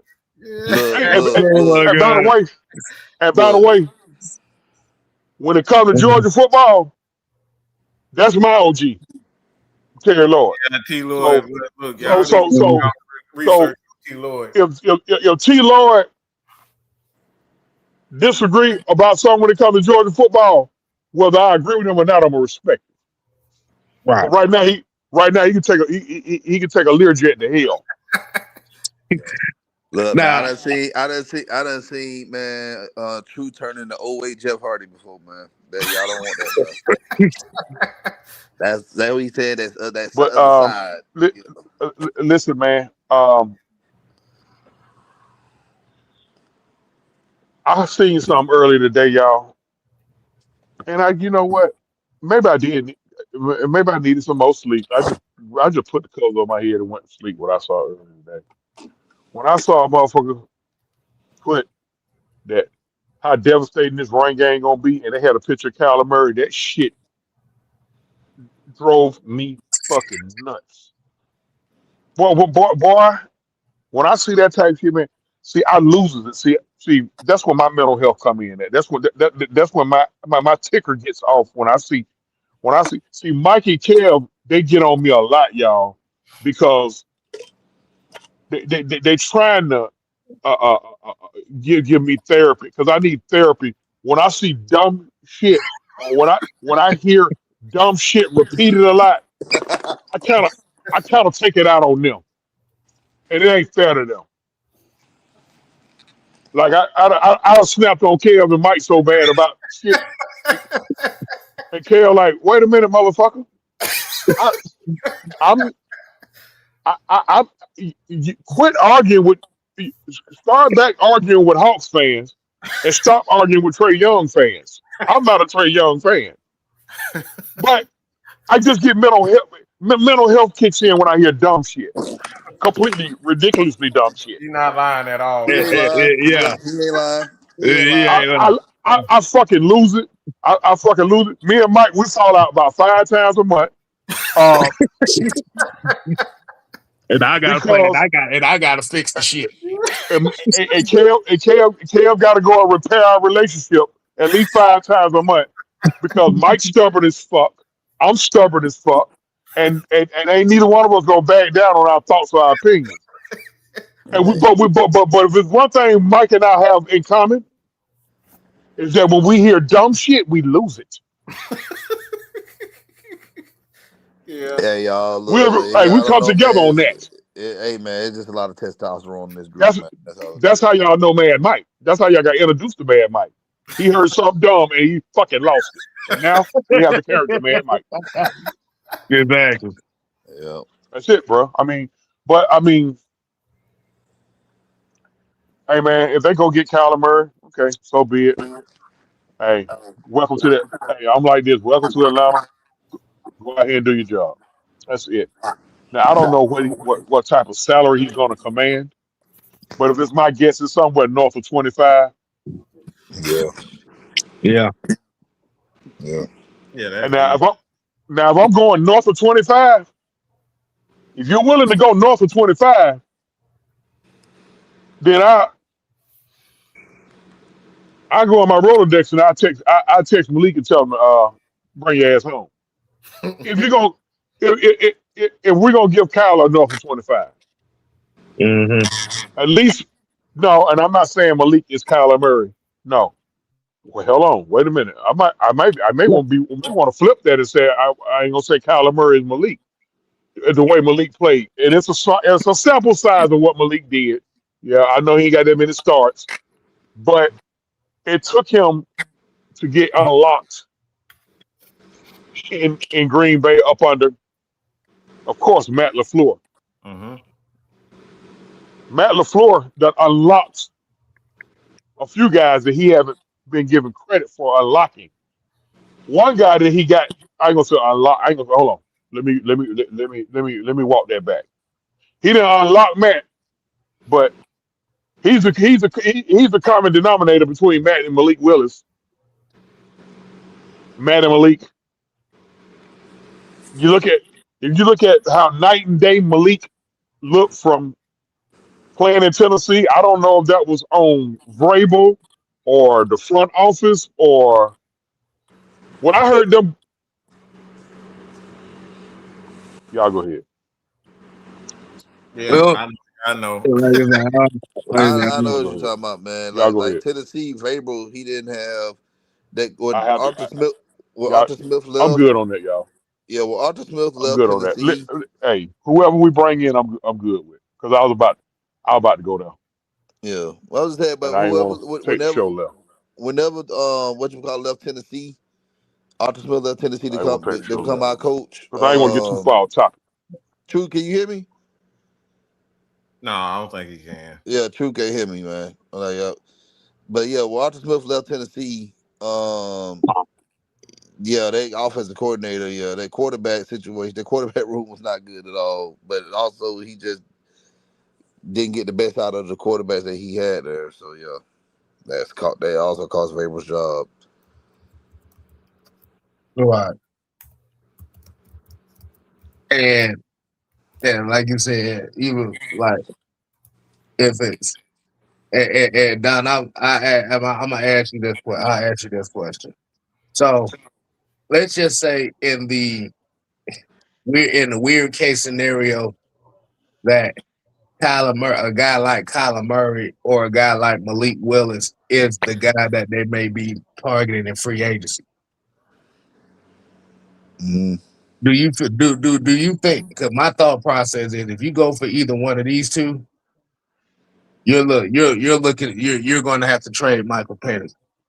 How do you feel about that talking point? Yeah, I wouldn't. I don't I even want wouldn't to go talk there. about that, man, because I wouldn't go there. I don't look, man. That's like more. That's like a Madden question. Like somebody want to do something on a Madden game. I'm not ready for that right now, man. If it happens, it happens. Like then we'll have a conversation. Mm-hmm. But I don't want to talk about that. All right, so yeah, we go ahead and wrap it up. Oh, damn, I know it's that late. We gonna wrap it up. Hey man, let y'all go ahead and get y'all final takes in, man, and we get up on out of here. Did y'all lose me? Yeah. Hold on. I don't think you could hear done. So you just Oh, go ahead and say your take. I'm sorry. I can't hear Don because I All was right, talking. that's what it was. Go ahead and get your last take. No, I don't think. I don't know what Don said. I don't think we should go that route because the dipshits that we had with the prior regime, and I gotta add Terry into that because even though I kind of felt like Terry kind of got a bad rap, but Terry, you lost your job when you didn't check Raheem. That's where you lost your job at. If you had to check Raheem, if Terry Fontenot put his foot on Raheem's neck, dare I say, they may both still be here. But Yeah. there's a good chance he's still here. Mm-hmm. But look, man, they don't want to. They don't want to spend high draft capital on this boy. So now we got to ride. Now, bro, we got to ride this shit out now, bro. Hey, we got to ride him until literally the wheels fall off. Like he come out and say, "Man, hey, I'm done. I can't do it." We got to almost. You can't just throw it away. That's just my opinion. So I wouldn't. I don't think I don't think that would be a good idea to trade him. But if he come out, if he is ready by the beginning of the season, and he come out and he lays an egg, and in him laying an egg, it ain't his performance is being hindered because we know he ain't quite healed. Because what I'm afraid of right now, I want to know if anybody else feel this way. I'm afraid, bro, that they're gonna try to speed rush bro back. They're gonna try to speed rush him back, bro, and that's not gonna be good. I don't think so. Matt. Like my thing is, I trust Matt. Matt is a quarterback. He's been down that road. I don't think, because the thing is, when you got a guy that understands the quarterback position, he's like that's what I like most about the things that Matt Ryan is doing right now, is that he's thinking like a quarterback, and he's focusing on the trenches. He's focused on getting back to physical football, and that's what Penix needs. He doesn't need to be stepping back 40, 50 times and throwing the ball. That's what got him in the position to begin with, because we were throwing the ball too much. We wasn't utilizing Tyler. We wasn't utilizing Bijan the way that we should have. We wanted to throw the ball 40 times. Like a lot of times during the game, it'd be in the first half. Mike don't throw the ball 20 to 25 times in the first half. And then they get in the second half, now they want to run the ball. So it's things like that that Matt Ryan is not going to allow. Now, do we all have that? Do we kind of worry about that? Of course. So I think we all worry about Mike being rushed back, but I don't think the Falcons, because once you had to pay, because the Falcons still owe Kirk about $20-30 million. Okay, they still owe him. So once you done paid the motherfucker that essentially screwed you, you're not trying to pay. You're not trying to pay somebody else, because what's gonna happen is next year they're gonna be right back in the same boat if they rush them back. And then you still got to pay other guys like Kyle Pitts and right. So I don't think Drake. So it's like I don't think that's smart bringing in another quarterback. Like you go, if you get somebody, and this is the thing, we're don't let these guys like Kyler Murray and Malik Willis cloud the vision of what we need for this team. Like bringing in those guys are going to put us back at square one. It's going to put us 2 years back again. It's going to put us back to 2024. Like, let's see if Penix can't go week one. Okay, cool. You can get you a Jarrett Stidham or somebody like that, in free agency, and be fine playing behind Penix when he gets back. And I'm gonna keep throwing this out there. I know not everybody receptive to it. I mean, but hell, the boy been been in the system 3-4 years. Hey, I ain't opposed to giving Easton Stick a shot. I mean, I'm sure he could do more than just hand the ball off to Bijan and Tyler. If Tyler's still here. But you got other guys like Tyson, up there. I ain't even gonna try to say his last name. Up there, Chicago. Tyson Baggett. Yeah. Okay. I'm speaking more along the lines of what it may cost. Now we need a center. Like we need a middle linebacker. We talked about a receiver last night. Somebody to complement Kyle Pitts and Drake London. Like there's a lot of things we need, and there's just having a quarterback that didn't cut it with the team that they was on. Is how you think that's gonna turn out for us? Yeah. What's going on, Pete? What's going on? Yeah, I think we're at a point right now where they're at a crossroads between not trying to overcompensate in free agency and building through the draft. And like you said, the thing about it is what we've seen the last couple of years is them being hell bent in free agency more so than the draft.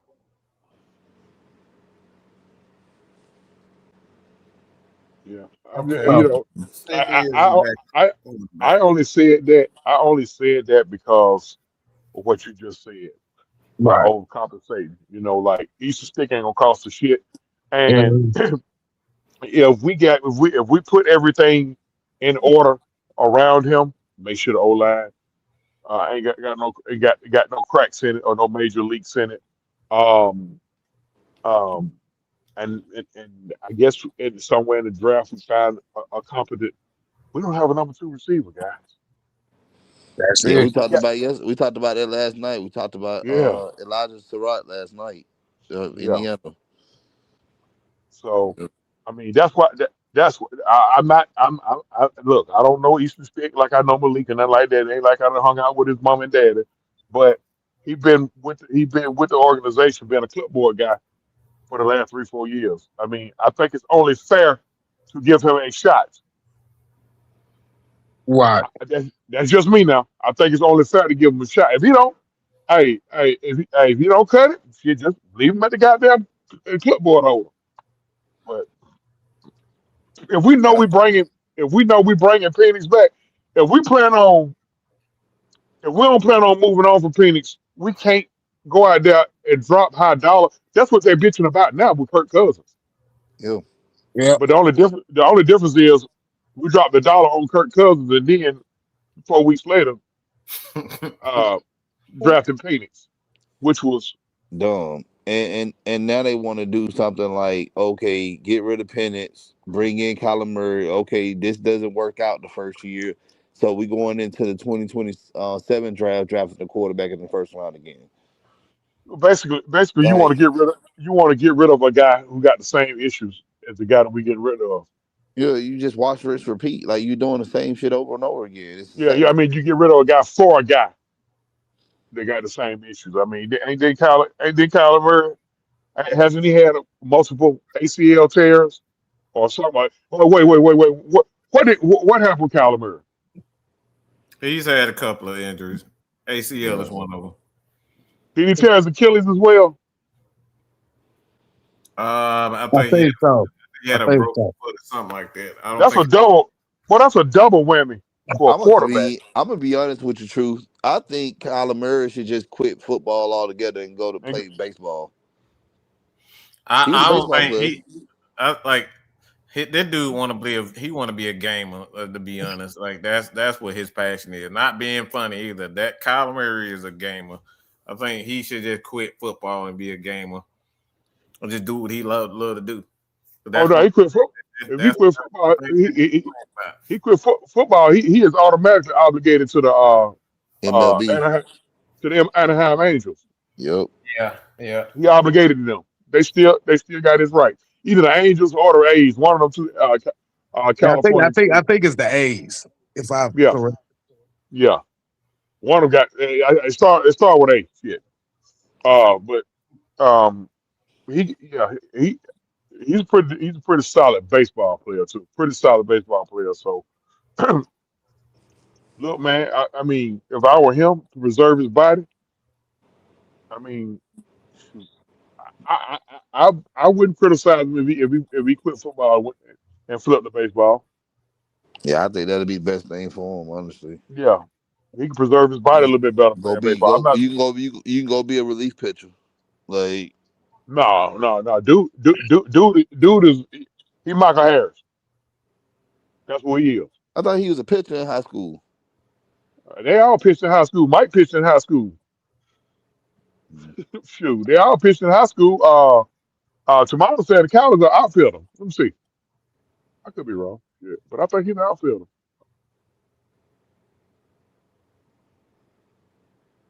Oh. What position did Kyler Murray play in baseball? You see what I'm doing, y'all? Doing research. Researching. You know, I, it ain't rocket science. Yeah, I'm about to do that too.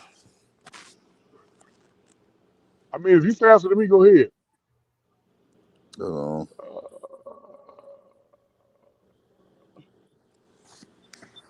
He played center field and occasional other outfield position. Yeah. oh, he's an outfielder. Okay, I thought you Uh said. huh. A right-handed hitter, first round pick by the Oakland A's in 2018. This it's around now when them guys start really. He ain't too late. He ain't too late. Shit. He ain't, what? He ain't what? 26 years old. Yeah, about 27. Yeah. Yeah. I mean, he would have cone you though. He with that class. Okay. Yeah, he would have cone you though. Acuna, rookie year was 2018. But Acuna came straight out, Jack. It wasn't no minor league with him. I think he had a couple of A couple of minor games. league at bats. Yeah, he had a couple of games.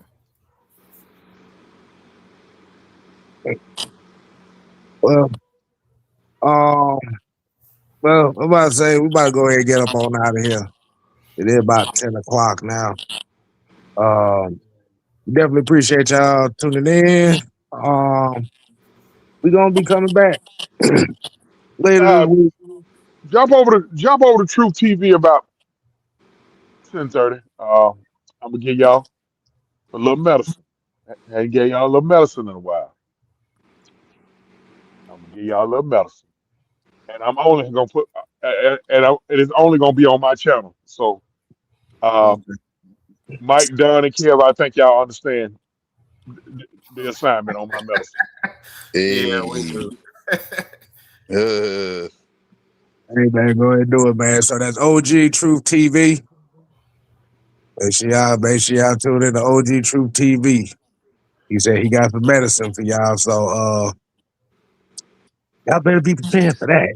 So till next time, people, when you play. No, I am not. I am not undressing. Okay. No, we're not talking about that. Who said that shit? He thought you was insinuating that. No, he said I got some medicine for y'all. We already know he about to cuss a motherfucker out. Mm-hmm. No, I'm just let people in the chat know I'm not undressing. They said they don't want you hulking up on their asses again. You're right. Hey man, like I said, we Dre asked, do we know Coach Chain doing a Friday night whistle? Well, no, Coach got some obligations that he been dealing with, but he gonna try to get. Like I said, if he doesn't do it on Friday, definitely do it Saturday. That's for Man, sure. y'all listen, man. Y'all know Coach the goddamn head union rep. He goddamn he a Masonic Lodge Man, Coach got many titles, right? yeah, he the head. Like I said, he the head union steward. You know, you look up Coach. You look up Coach gonna be up there running for goddamn city Mayor, council or something. city council rep. Yeah, he gonna be up there running for goddamn city council, but he gonna be still doing the bird feed on Saturday. He gonna still be doing the bird feed on Saturday now. Uh-huh. Do it in city council the rest of the week. That's right. Hey man, That's right. like you said, man, till next time, people, we ain't here to play. Oh no. We here to stay. Oh yeah, nigga. You ain't gotta go home. But you got to get up out of here. And you know what? As I said, that ain't nothing but the truth, the whole truth, and nothing but the truth. One of my travel baseball players is dead set on playing in Ann Arbor, Michigan, and I almost lost my shit. Oh my Yes. I Uh-oh. gotta go meet that. I gotta go meet Son that has kid. been. He been Crunchy on. draws. That's what that was. Oh my god. Yeah. Yeah, like oh god. Look. Tell him to go. Tell him to go and tell him to stay. Because That those who kid, stay that will kid, become that kid. champions. Dad said, his dad said, his fucking room is blue and gold. It's We Mason Georgia Blue. fans round here. We Georgia fans round here. So I It's mean, Mason Blue. It's not hey blue and man, gold. It's Mason Blue. But anyway. listen, man. Shut Hey up, man. John. Damn. Any No, I'm not. listen. Y'all gonna get the As colors long right. as he getting, as long as he getting a good education, and as long as he ain't hanging out with Sharon, right, everything. So, I mean, Hey, look, he Oh gone, my and god. Michigan is like the top 20 schools in America right now, man. So he gonna be straight. Tremaine Edwards released, y'all, just so you know. Mm. Edmund. Let's say Edwards. I seen a couple people getting released. I, who's the guy with the Giants that got released? Cole. Durkee. Ikaduko, whatever his name is. Kirky. Yeah, some. You talking about the linebacker? Yeah. Yeah. Oh, okay. I mean, Yeah. One more thing, yeah, as you already heard, Cam Jordan is going to be a free agent too. So we forgot to throw that in there, but we'll say that for another time. Yes, sir. All right, man. yeah, We give he y'all can the rest stay of free. y'all. Hey, man. Hey, look. Hey, y'all get the rest of y'all night back, and we out here. Peace.